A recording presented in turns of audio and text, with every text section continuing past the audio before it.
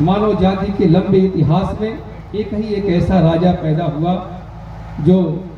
इस एकाकी तारे की भांति चमक रहा है। हमारी साथियों, मैं आपसे ये कहना चाहता हूं कि आज भारत के उस सम्राट को, सम्राट अशोक को, जिन्होंने यहाँ जाति धर्म के आधार पर जो मानवता बटी थी उसको एक करके भारत में महानता का अस्तित्व स्थापित किया, ऐसे महान सम्राट को हम नमन करते हैं। तथागत भगवान बुद्ध को नमन करते हैं, अखंड भारत के निर्माता चंद्रगुप्त मौर्य को नमन करते हैं और अखंड भारत के चंद्रगुप्त मौर्य के अखंड भारत में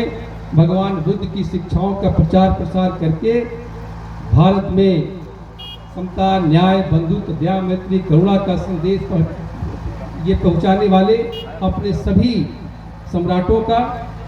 सम्राट अशोक से लेकर के सम्राट कुणाल, दशरथ, संप्रति, शालीसुख, देववर्मा, सुधन्वा, बीतल सभी को नमन करते हैं। आज नमन करना जरूरी है सम्राट अशोक के उन बच्चों को भी जिन्होंने बहुत बड़ा संदेश दिया भारत की धरती पर। आज के समय में कोई सांसद, विधायक, मंत्री का बेटा बेटी या कोई नगर पालिका का बेटा बेटी, चाहे कोई भी हो,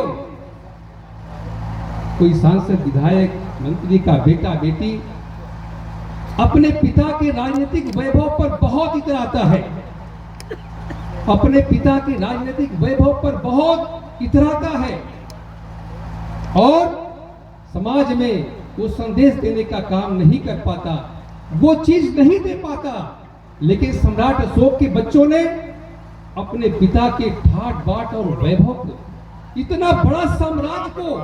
छोड़ करके, मात्र 2 चीवर लेकर के और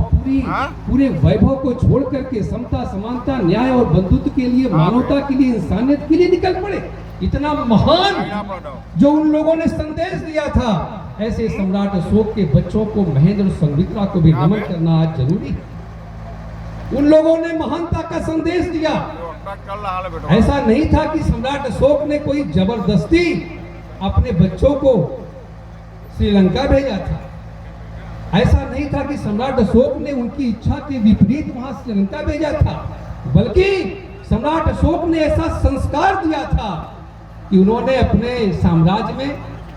सभी